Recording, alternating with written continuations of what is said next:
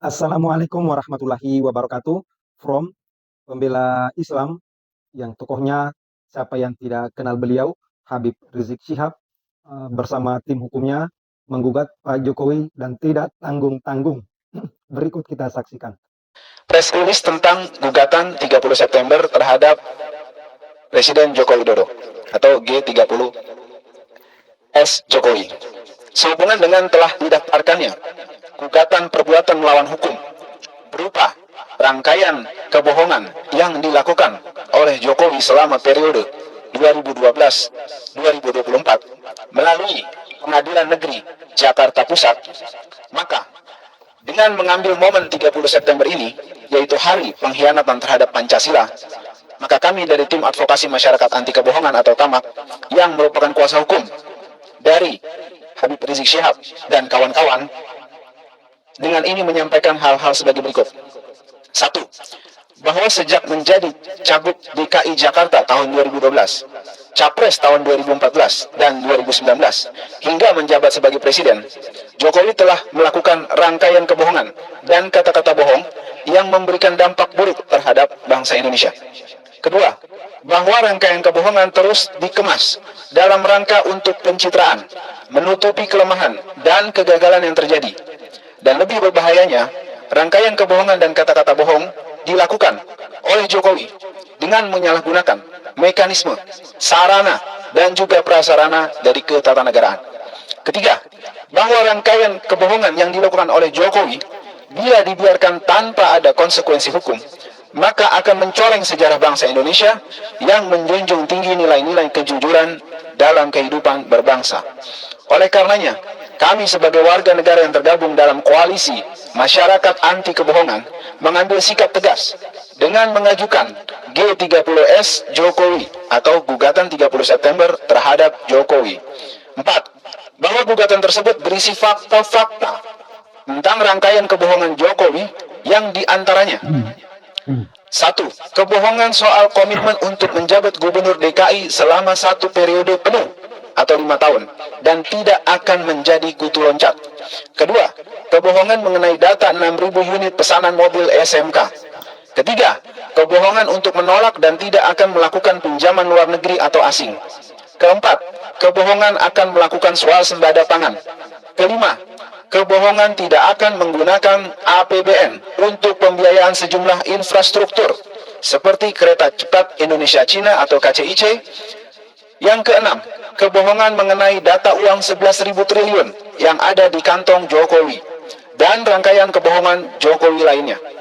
Kelima, bahwa telah nyata semua pernyataan Jokowi tersebut hanyalah merupakan kebohongan, sehingga dalam petitum gugatan yang kami mintakan diantaranya: 1.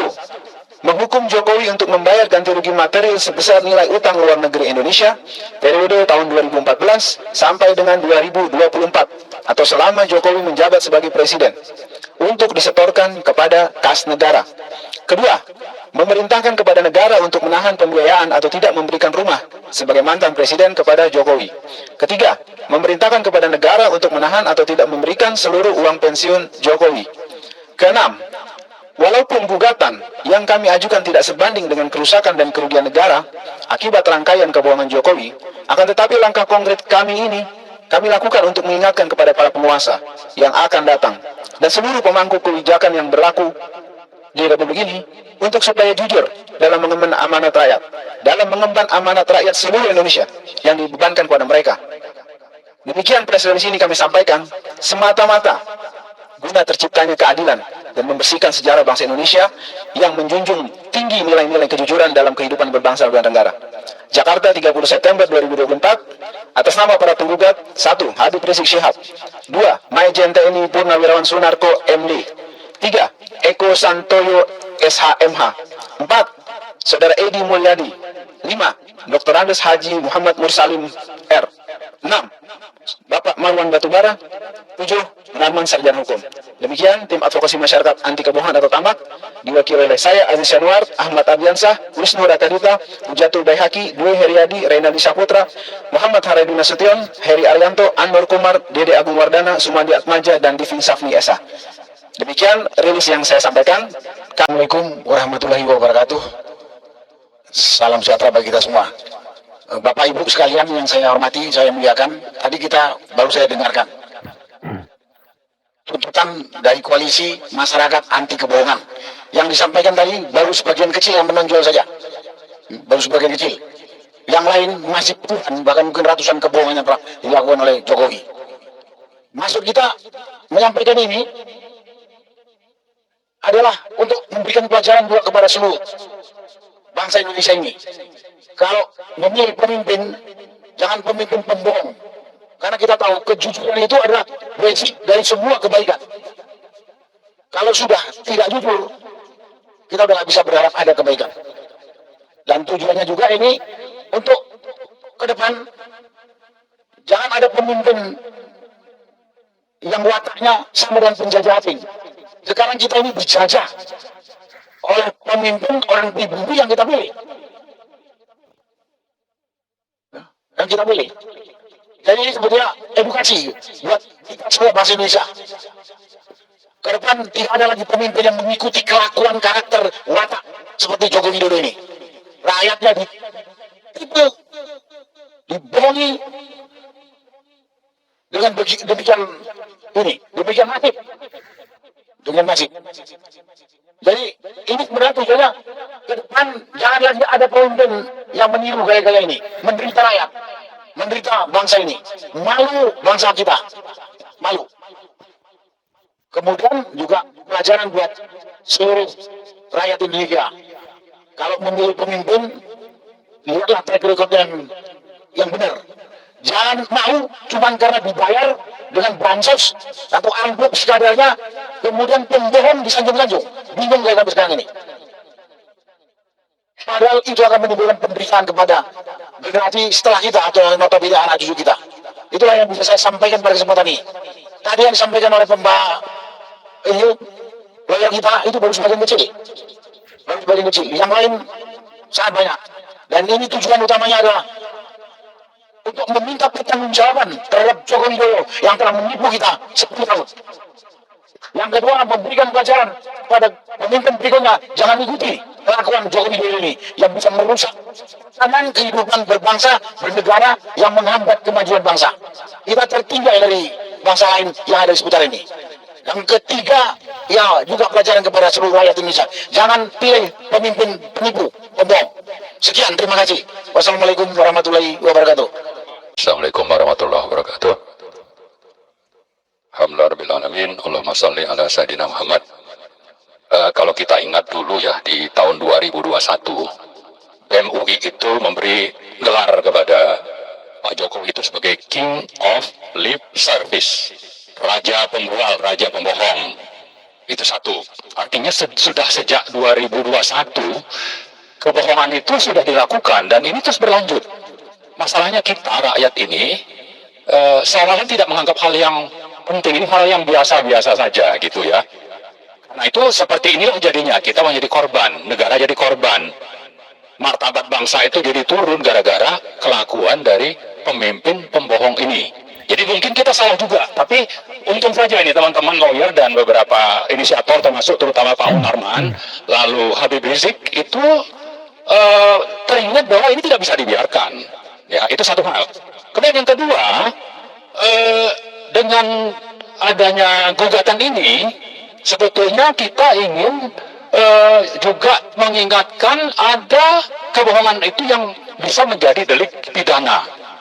Ya, karena itu, yang berikutnya yang perlu kita suarakan adalah bahwa bukan sekedar kita lapor, lalu jadi isu publik, tapi juga ini ingin dilanjutkan kepada proses hukum. Ya, apalagi kalau digabungkan dengan apa yang sudah dilakukan petisi 100 sejak bulan Juli 2023, kita sudah menyuarakan agar Presiden Jokowi ini dimakzulkan. Ya, istilah sopannya itu menurut konstitusi dimakzulkan. Tapi makin kesini karena semakin parah, maka yang kita suarakan sekarang adalah tangkap dan adili.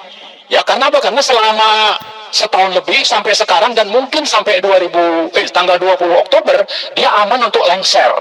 Tapi karena memang pembohong dan banyak mengkhianati konstitusi, maka lengsernya itu tidak selesai, hanya sampai lengser, lalu nanti tinggal dan dapat tanah katanya sampai 1,2 hektar ya. Presiden yang lain itu paling 500 meter persegi itu jatah untuk pensiun presiden itu. Ini sampai sekian luasnya begitu. Nah, saya kira justru jangan sampai tinggal di situ, tapi kita berharap karena memang mengkhianati konstitusi terutama, itu harus masuk penjara.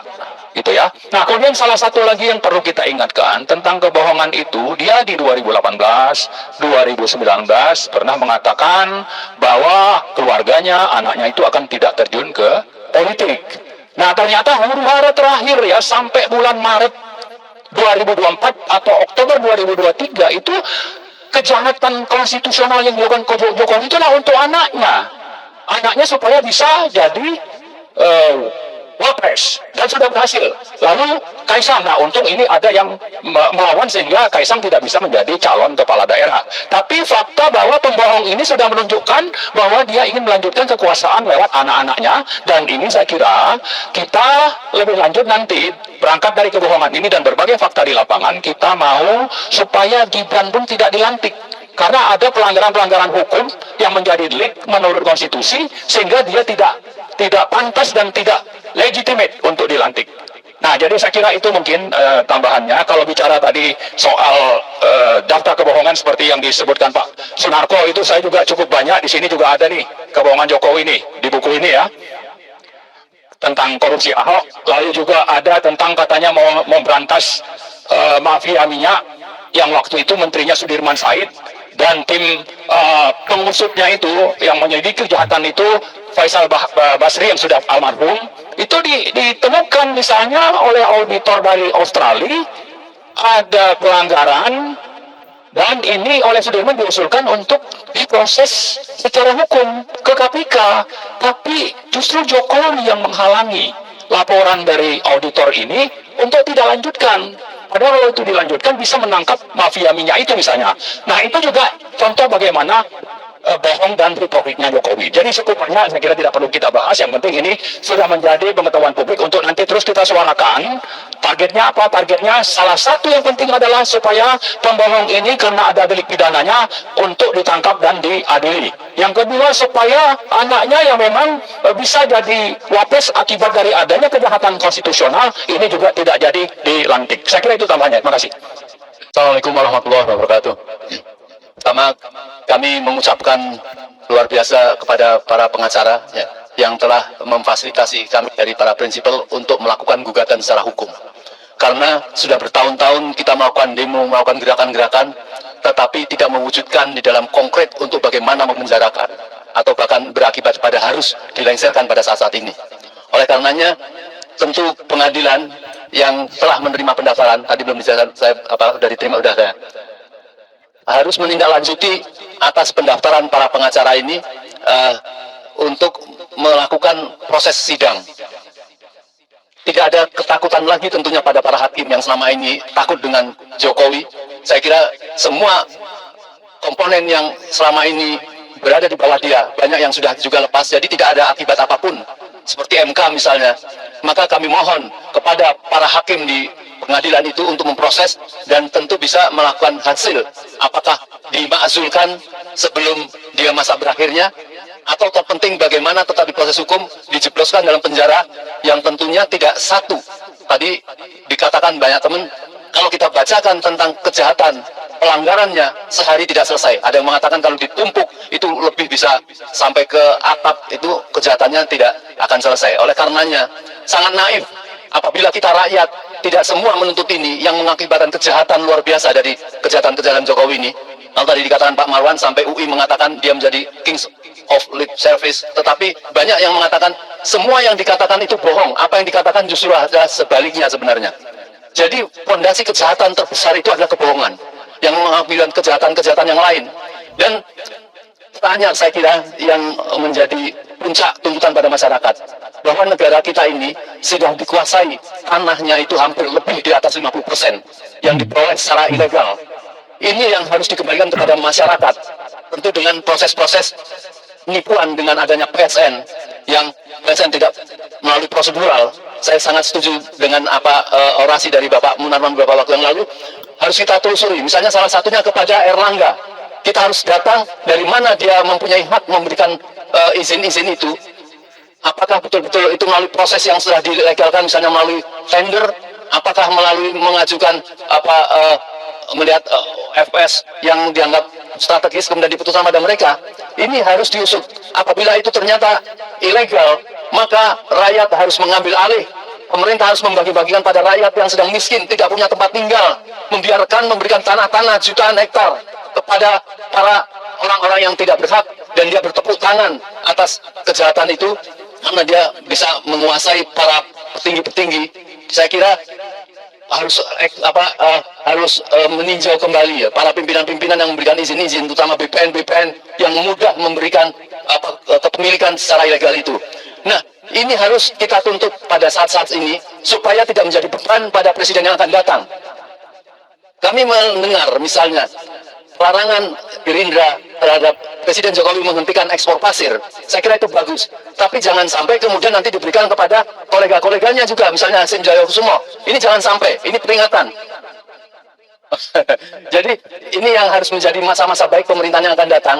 Semua kejahatan-kejahatan Jokowi harus dihentikan, dan tentunya untuk menjadi jera maka Jokowi dan keluarga yang terlibat di dalam kejahatan itu dan orang-orangnya yang juga mendorong-dorong itu, dan menjadi pelajaran bagi partai-partai yang menyebabkan dia percaya diri karena didukung oleh partai-partai yang bersombong-sombong. Partai itu merasa dia didukung oleh rakyat, dia mendapatkan sekian persen dari perolehan suara rakyat.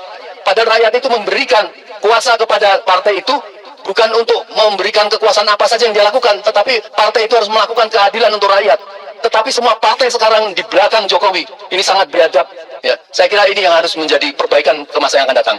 Mungkin itu yang dari saya. Assalamualaikum warahmatullahi wabarakatuh. Assalamualaikum warahmatullahi wabarakatuh. Saya tertarik dengan tema sentral ini, angkat yang berkaitan dengan kebohongan. Kebohongan itu tidak mungkin bisa terjadi jika penegakan hukum berjalan baik.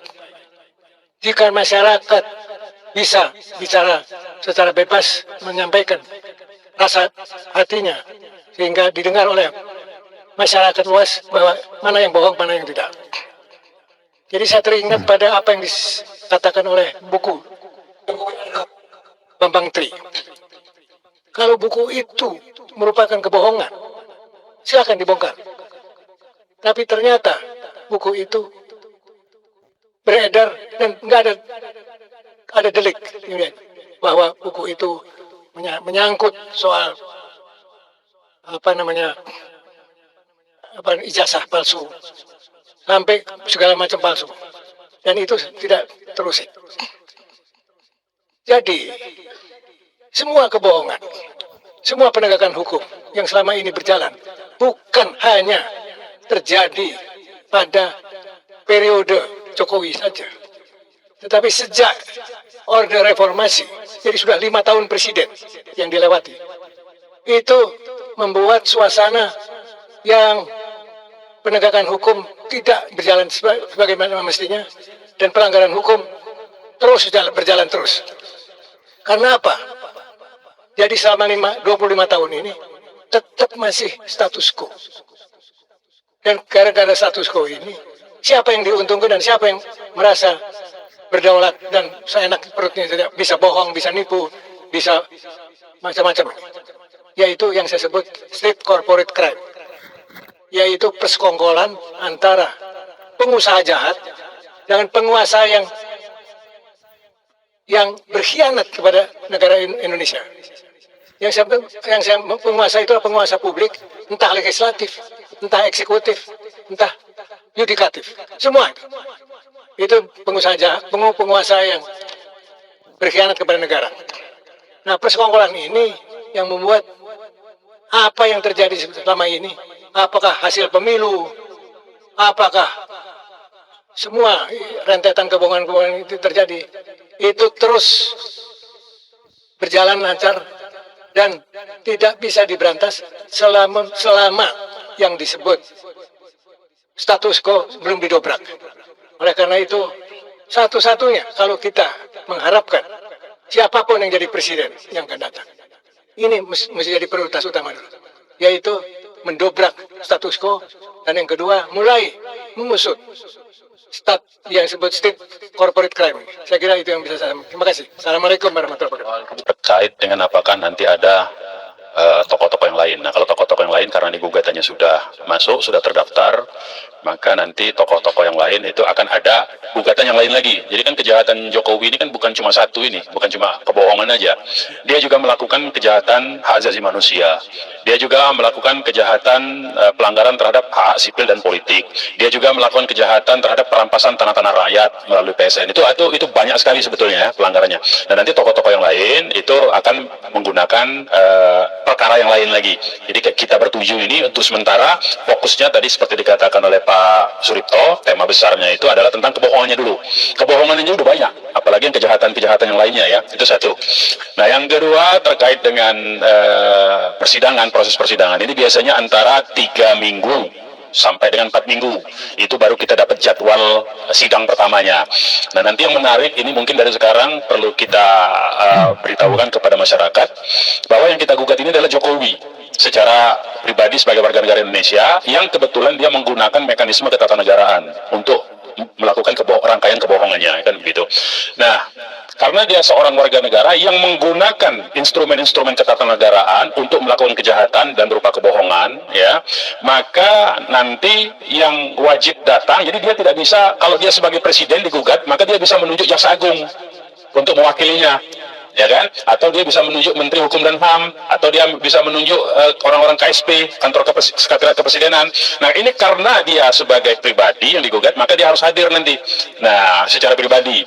Nah, karena itu nanti dalam proses awal itu ada nama yang disebut dengan dalam sistem pengadilan itu adalah proses mediasi.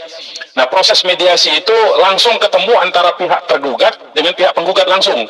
Tapi pihak penggugat langsung itu tanpa diwakili oleh kuasa hukum.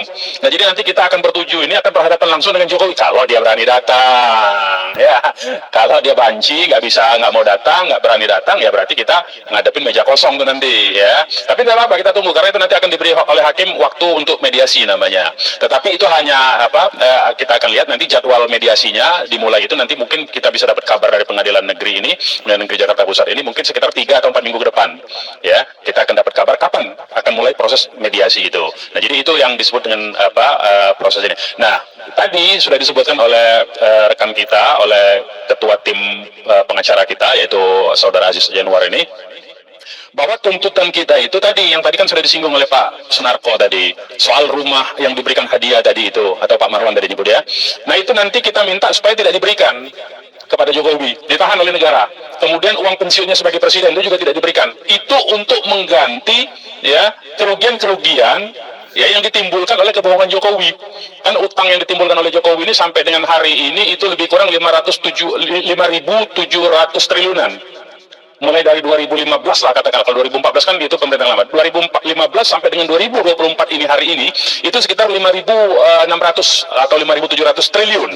Nah, dia yang harus ganti itu karena itu bukan tanggung jawab negara, karena dia yang melakukan itu dengan ambisi-ambisi proyek-proyek pribadinya dia, ya. Belum lagi yang dia melakukan korupsi di dalam di dalam hutang luar negeri itu ya, melalui proyek-proyek strategis nasionalnya itu. Nah, jadi yang kita inginkan itu supaya beban hutang yang 5.700 atau 5.600 itu dibayar oleh Jokowi, bukan oleh rakyat Indonesia. Sebab kalau itu dibebankan kepada rakyat Indonesia, ya, padahal itu adalah untuk memenuhi ambisi Jokowi semata, maka, nah, gimana hubungan hukumnya antara kita penggugat ini dengan kerugian itu? Ya, kalau itu dibiarkan harus dibayar oleh rakyat, kita ini kalau bayar lewat proses pajak. Lama itu sampai anak cucu kita itu masih terus bayar itu, ya. Nah, kita mau cut off itu hutang supaya Jokowi yang tanggung jawab beserta anak cucunya. Karena secara perdata utang itu tanggung jawab bisa diturunkan, itu diwariskan itu. Jadi dia yang harus tanggung jawab, jangan bebannya kepada rakyat Indonesia.